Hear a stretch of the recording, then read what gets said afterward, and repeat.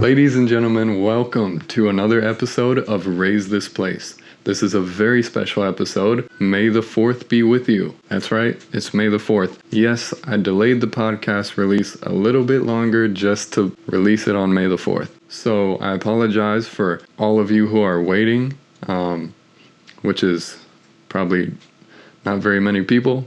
But if you are here, thank you for being a supporter from the beginning. This is going to be a very cool, in-depth look. If you are new to Raise This Place is all about raising conscious through perspective building, taking different things that we see in society, adding that into our collective perspective, and figuring out, okay, what is reality? What is reality? What is this place? And how do we raise it? So, thank you for joining me. Yeah, a lot of stuff has been going on in my life. I've just been trying to, work through all of it, balance everything. There's like stuff coming over here, there's stuff coming over here. Crazy things are going on.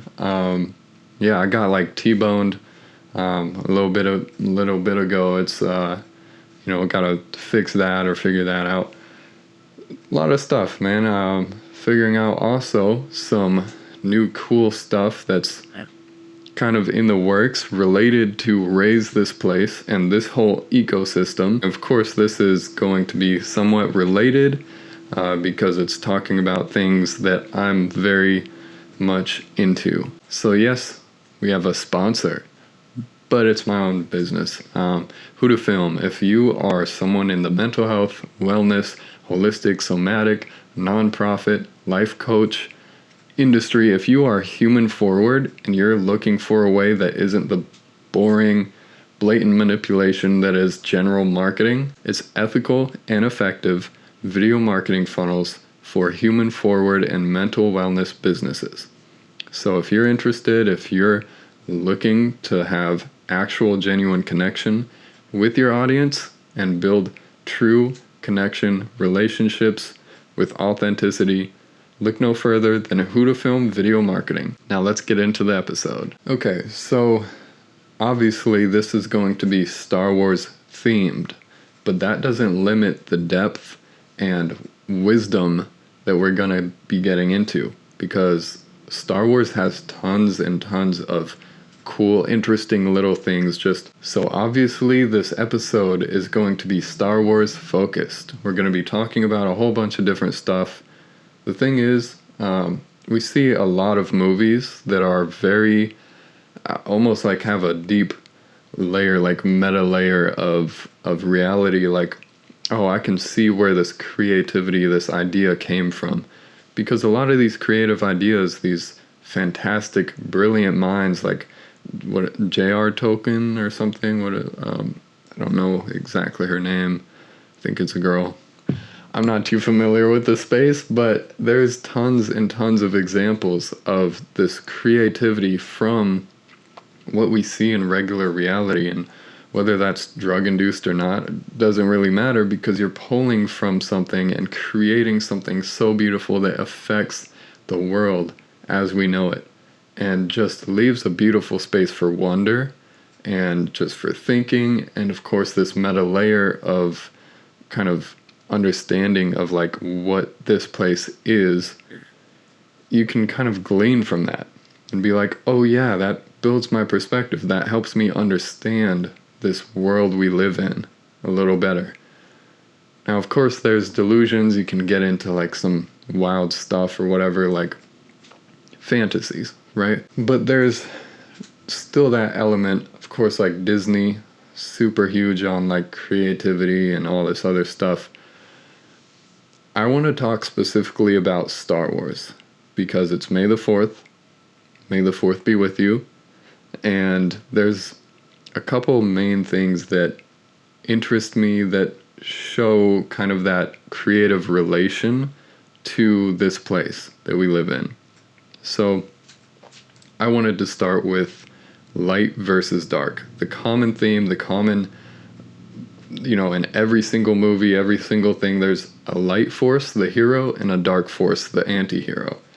And this is a cool way to build a story. It's kind of interesting, like why is that the thing? Like, why is the hero's journey the thing that makes us so intrigued? Like, if you take the hero's journey, for instance, and you layer it over top every movie that ever exists, pretty much every good movie, you will see they all kind of follow this hero's journey pattern.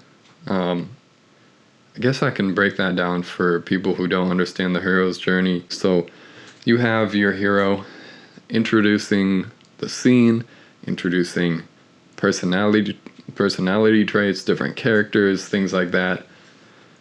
And then there's a call to action. And most of the time what happens is the hero declines this action. Maybe someone comes to him, or there's someone that's like, hey, this affects you a lot. You should help with this. And then the hero's like, oh, I don't know. I got sidetracked. Whoa. And then a mentor comes in after that and says, hey, look, you got to actually do this thing and start your journey to become a hero. So what happens is they go and find all these new things, they find these abilities, they build this kind of way of taking on what their problem is. And of course, along the way, they find more problems. So there might be a problem that they solve, and they're like, woo, yeah, we solved the problem. And then the bigger or the biggest problem appears, and it's like, oh, that was not the biggest problem. We have much more on our hands. Let's recalibrate and then get back into it. Marvel movies are fantastic for this. They don't have as much of a build-up because people already know most of the characters. But yeah, I mean, it's pretty much, and then of course the roll-off after that, like what's next, like how does it resolve everything. Star Wars is not unique in this. It's not unique in this, but it's unique in that it's a very well thought out, developed world. I guess many worlds, but the Star Wars world in general is pretty incredible, pretty deep, and you can really like absorb yourself into it. And that's what's really cool about a lot of these fantastic creative universes. So light and dark. There's the hero. In this case, this is the resistance. There's the hero. In this case, the heroes. We have the main hero, which is like Anakin Skywalker in the first trilogy, Luke Skywalker in the second trilogy. They're part of the resistance, but they find through a mentor that they are not the same as everyone else. They are Jedi. And Jedi, I feel like this can relate a little bit to some people maybe awakening to the Force. And we'll get into the Force a little bit after, but it's like, okay, we can kind of see there's a different journey for these main characters than the average folk. So of course the Force is kind of this metaphysical meta layer, this deeper kind of intertwine of everything, which is a common theme that we see in all sorts of movies. The Avatar is a fantastic one, kind of a blatant, perfect example for this underlying force that is like Mother Nature or whatever, and it's all kind of connected, right? All the trees, they attach their hair to the horses and stuff, and that's kind of like a soul bond. And the Force is no different in that it's a soul bond to this invisible, ineffable energy that you can channel with some Tai Chi moves, basically. So it's pretty much similar to a lot of what we see in different movies. But it's quite interesting because where does this come from? Where do these creative ideas for this underlying thing come from, right? And I think it's a lot to do with like when we ourselves sit in silence and go out in nature, there does have this kind of presence of light, of connectedness to everything, of course, because everything is connected. And that feels like an underlying thing, right? So the Force might be an exaggerated version of this, and it's something that we can channel through ourselves. So maybe that's people that understand the connectedness of things. You can understand the connectedness and still be an NPC, pretty much. But there's, not to use NPC, I don't like that term as much, but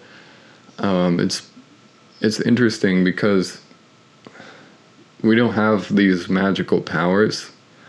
Again, it's kind of all rooted in science, and I'm interested to see where science goes in terms of like maybe finding out some cool stuff, like, hey, we actually have the Force, and then everyone's flying around, jumping around. That would be pretty cool, I'm not gonna lie. I would probably, what Force would I have? Like, what would be my go-to? I don't know if I like lightning, because it's kind of destructive, you know. I like the moving, like being able to force pick up something like an X-Wing. Honestly, like, I'd rather just have an X-Wing. I don't really care about the Force too much. Just give me an X-Wing. But yeah, so yeah, it's interesting to see, because science is pretty like materialistic, pretty like sometimes reductionist when it comes to certain things. And of course, it's good to be grounded. It's absolutely fantastic to be grounded. I actually hold the belief that science can get into like some pretty wild stuff, including conscious studies. There's a lot of studies of consciousness. I think there was something, the telepathy tapes about nonverbal autistic kids pretty much having some form of telepathy, and that's of course highly debated. It could be from the micro emotional movements, like micro movements of your face, and basically different things that they're picking up on somehow, but still that's quite incredible. And it's, I mean, pretty much that's the best evidence that we have of that. So I don't know, maybe there is something like that. Maybe there's a little bit less distance from our thoughts and our perceptions to the next person. Like, what if thoughts that come into our minds are just coming from a collective pool of all of our minds put together, and it just kind of plops them out, which is why we get cool inventions like, hey, Elon Musk popped out of nowhere and boom, changed some stuff, did some things. Whatever your views are of him, I don't care about views too much at all, actually. But he came in, changed the zeitgeist of things, and changed kind of what we see as the future. And I think that could be from like a collective area of thoughts or ideas, some conscious metaphysical bubble, energy bubble of ideas that beam down, and they're like, hey, I'm ready to come into this world now. And I wonder if that's related to the Force in any way, if that was in consideration in the movie process, pre-production and everything. Maybe they're like, hey, while I'm sitting on top of this mountain meditating, how about I add this to the Star Wars script or something? Who knows what they were doing? Probably on top of a mountain meditating. So it's interesting because, so how do we relate this to the Force? I have no idea. I don't know why you're asking me. I'm just saying words that come into my... Look, I'm here on my own. This is a solo podcast right now. I don't plan to do many of these, so this is a special treat for you guys. You get to see me yap and ramble about random stuff relating to Star Wars and consciousness. Oh yeah, and I was talking about consciousness. There are a lot of studies in consciousness now, which are quite interesting. I'm trying to think of one. Obviously, they're studying like telepathy and all that stuff. They've always kind of been studying all these different things. There's one guy that I think he was on the Joe Rogan Experience. Trying to forget his name is what I'm doing by trying to think about it so much. I don't remember his name exactly, but he was talking about pretty much how conscious studies and this space almost like astral projection, but he's just purely from a scientific standpoint trying to understand what these things are, because there's a lot of nomenclature, there's a lot of messaging that these are, interesting things, or like, oh, these are cool to look into, or oh, these are bad. I think you can't put a label on it until you fully understand what it is. That goes with anything conscious. Of course, it's not really a realm that we're used to. There's always going to be, every time there's something new that appears into life, into our bubble of this world, we always freak out. There's sides that people take, there's ideas, and then some people really get into those ideas. And I think it's one of the best things you can do to kind of hold yourself in a space of observation. Like, what are these things that are popping up? What is astral projection? And I don't get into astral projection too much. That's just the example I use. But it's a good example, because some people will say, oh, you're not supposed to astral project, or oh, it's cool to do, like, we don't know what it is, like, what's the deal, why is consciousness leaving the body, is this a dream state, is this just a suggested dream state, who knows, but it's cool to see that science is actually getting into it. They didn't have too much stuff in Star Wars with the scientific aspect of it. It was all mostly war and like, oh, fight the bad guys and lightsabers and also like and that sort of thing. So it's like, man, I would have really liked to understand the world, the lore of, I'm sure there's scientific stuff that they got into to develop the world more in like different variations. But I don't like those cartoony ones as much. That's not really my jam. I like the trilogies.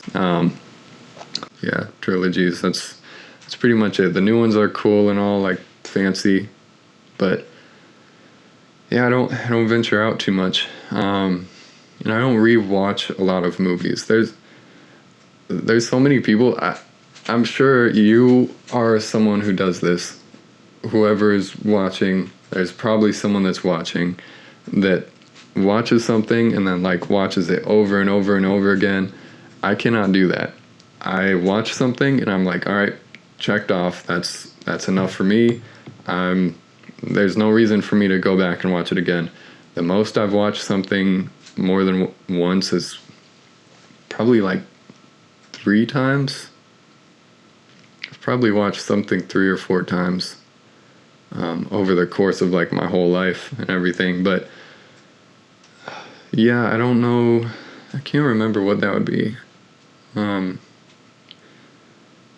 not sure. I watched like Creed 1 twice, I think.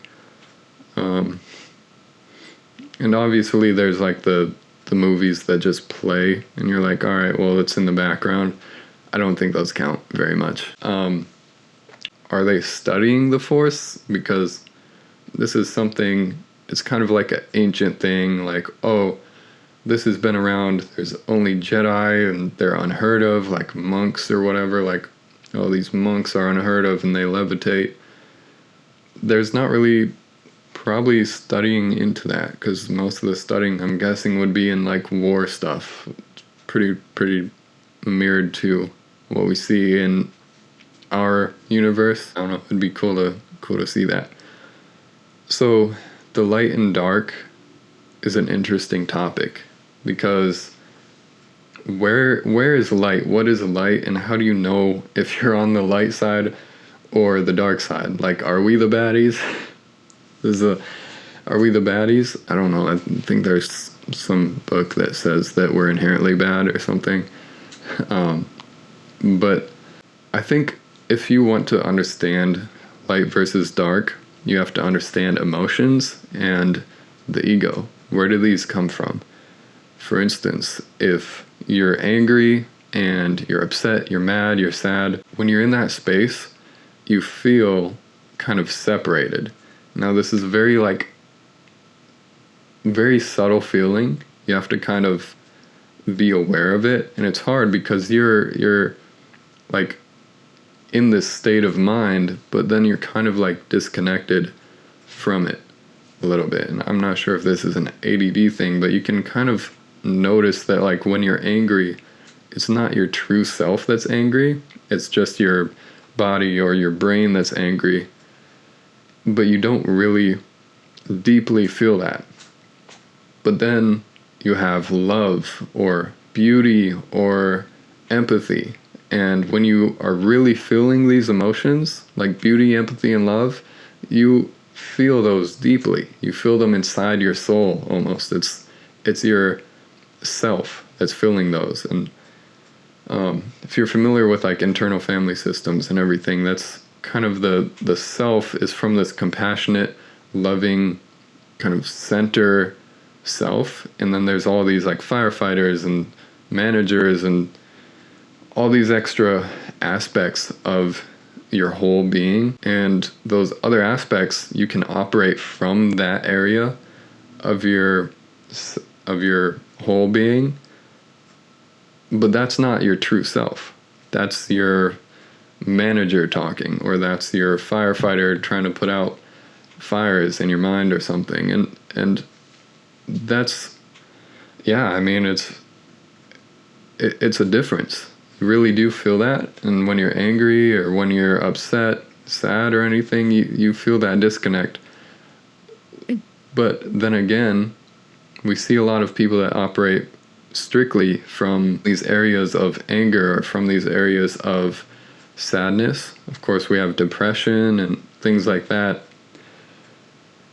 I think, I'm not saying that people that suffer from depression are on the dark side. That's not is not what I'm trying to say. I'm trying to say that like those emotions that are disconnected from our true selves, the ego can formulate this layer on top of our true selves where we operate from. And because it's not our true selves operating, we are disconnected from the deepest modalities of connection to other people. We don't have empathy, we don't have compassion for people, and we operate kind of out of these negative emotions: greed, envy, lust, all the other ones. It's that is the dark side, pretty much, is operating from those spaces. So I'm someone who's very, very adamant about intention, right? Like, what is your intention? And that is the most important thing. Like, you can be caught up in a bad situation and you can act out of anger, act out of negativity, but that may not be your intention. So it's tough, because how does that relate to like legal system and stuff? Like, you can't just say like, oh, they killed someone, but that was not their intention. I would say that's pretty far gone at that point. But again, it's still, the argument there is like, how far into this dark side do you have to go where you can't be brought back to understanding that your true self operates from the light side, and you can operate and have it aligned from the light side. Basically, what you do, your actions from the light side. How far gone do you have to be to not come back to the light side? I'm not sure. And I think that's a topic that's debated, and of course there's like, well, they did this, they got a they need to be punished for this, and they blew up Tatooine with the Death Star. They got to be punished for this. And obviously there's the groupthink idea of that. Like, if you're in an environment where you are surrounded by similar people that have this dark side mentality, again, I'm not trying to put people in boxes, I'm just theoretically speaking, if you are around the Sith all the time, you're probably going to be thinking that that's your true self. So how do you get from that into realizing that that's not the way to go? I don't know, but a lot of times what we do see in movies is the people that are on the bad side, the bad people, start to realize, like, maybe they're on their deathbed or something, maybe the hero killed them, and maybe they're like, oh man, I'm actually showing some compassion now or something. I'm like, I might as well give up the whole evil spiel and everything. If that's always where we come back to, is this form of like compassion or whatever arises in that innocence, then why do we in this middle zone kind of get all messed up and wucky and like, what is going on here? The reason is we're surrounded by our environments. We have things happen to us, and we do things that we reinforce. Like, we might get mad and be like, oh yeah, I meant to be mad, but we tell ourselves that. And that's a problem, because we truly probably didn't want to be mad in that moment, but we tell ourselves.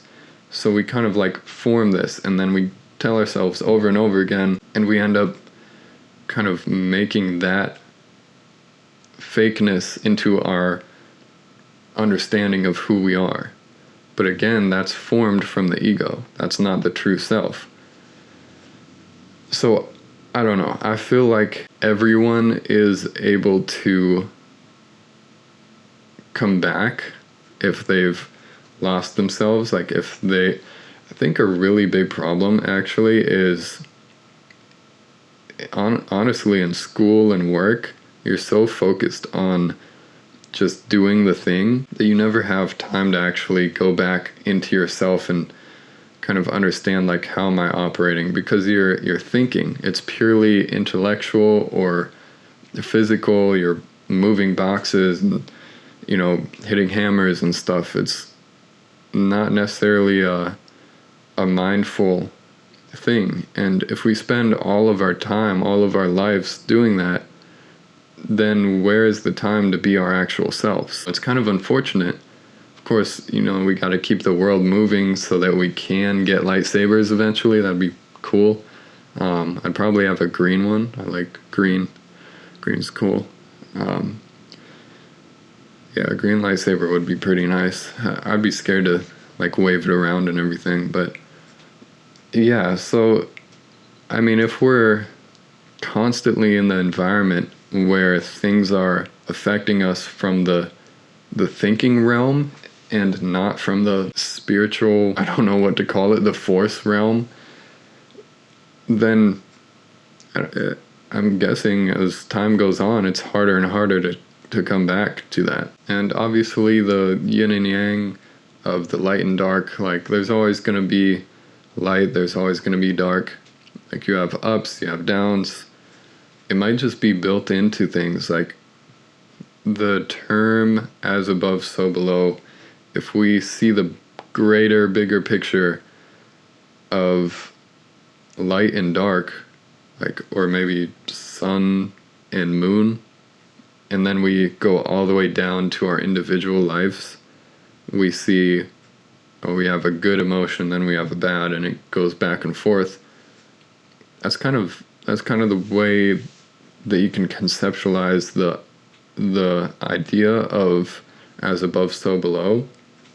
I think when we get too focused on one area, we can offset the balance, right? Like, if we have a bad day and then we almost force ourselves to stay in that, we make ourselves stay in that because we continue thinking about, oh, this bad thing, and oh man, I stubbed my toe and I was having a bad day. Oh, woe is me. Everything is terrible. The next day is going to be terrible. The next day after that. It's offsetting the natural, beautiful balance that we have in this reality. And that's almost like a smack in the face of like reality. Like, hey, I don't care about this beauty. And whether you're religious or not, you're like dismissing the fact that this place has balance and it's supposed to have balance, and you're convincing yourself that you need to stay on one side or the other. That's not very good to do. I'm not saying like negate the balance, like you don't want to be monotone and everything, but honestly, like feel things more and then let them pass, right? If you feel good, don't like make yourself feel amazing. Just feel the good, but feel it fully with your whole self, and then continue on. Don't linger on it. Don't exaggerate it. Don't celebrate too hard. If you're feeling bad, likewise, don't make yourself feel worse. Don't put sad music on and, cry in a bathtub. Maybe that's your thing. Maybe you do that, but just move on after that. And no, it's for real. Like, I think that we have a real problem of attachment. If you really go back down and think of all these things and try to understand the core of like what causes these things, I think Buddhism is correct in saying that attachment is the root of all suffering. And that's because if you're attached, because that's kind of an attachment, like if you're feeling negative or if you're feeling bad, like I remember, just to be honest and open here, I remember having depression when I was a teenager, and it almost felt like I was attached to the sadness. Like I didn't want to do anything, but I was like almost comfortable in the uncomfort or the discomfort. And I feel like that was an attachment to that. And then when I was able to let go of that attachment and free myself, that's when everything kind of went back to the natural balance of things. Of course, there's a lot of other things you have to balance after that, rebalance and reanalyze, as with all mental health stuff. There's a lot that can get messed up, but it truly is like attachment. You can't be attached to your emotional state, but you also want to feel it. You can't like disconnect from it. I'm talking pretty much about like operative attachment. Like you can't linger on things, you can't ruminate. That's not saying don't feel it. It's not saying don't, feel through it and do what you need to do and do what feels right. I think that you should see it as, oh, I lost control of my emotions, or oh, I felt angry there, but I feel it. That was something that happened, but I move on now and understand that that was not from my true self or from my essence. That you can get angry is what I'm saying. You can get angry. You can tell yourself like, yeah, I totally was supposed to feel angry there, but when that's over, come back to yourself and understand that the anger was not from your highest level of operation, the highest level of what you want to see in the world, and from your soul, from the deepest level. So yeah, I mean, I guess on the attachment thing again, not to linger, but I feel like, of course, greed and envy and all these things and attachment to your environment, I think that is also something that the dark side has, because if you look at it like, oh, we want to build an empire, we are attached to building this thing and attached to our end goal. versus the resistance. Wasn't sure they would be attached, I'm sure, to people and everything, but it was more of a, this came up, it was grassroots, like this happened and we formed a community, it just kind of happened, versus like I'm attached to an idea and I'm going to build this. This naturally occurred as something. So I think that's got to be where grassroots comes from the term grassroots. Yeah, I don't know. I think we covered a lot of stuff. I don't want to make this too long because it's solo and I am boring. I'm just one person. It's not a conversation. There's not a cool person on the other side of me.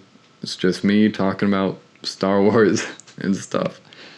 But I really hope that you enjoyed this and you got some understanding, maybe some perspective shifting ideas, and just had fun. Like, thank you for joining me. This is a very early on episode of Raise This Place, and I'm glad you're here. As always, sharing, rating 5 stars. Please rate it 5 stars. Please rate it 5 stars and share this, because other people can benefit from this stuff, and all you have to do is share, and who knows, someone might really benefit from the random rambling and yapping that I've been yapping on about with all my yapping and stuff. But if you share it, who knows, something good might come from it. You might get a leprechaun in your basement. Someone might mine into your house and give you like infinite gold or something. Or who knows, a shooting star might slam into your windshield and destroy your car, but the shooting star had like some magical mineral that allowed you to open your fourth eye or something. I don't know. Something good will happen when you share this and rate 5 stars. I can guarantee that. Thanks for watching Raise This Place.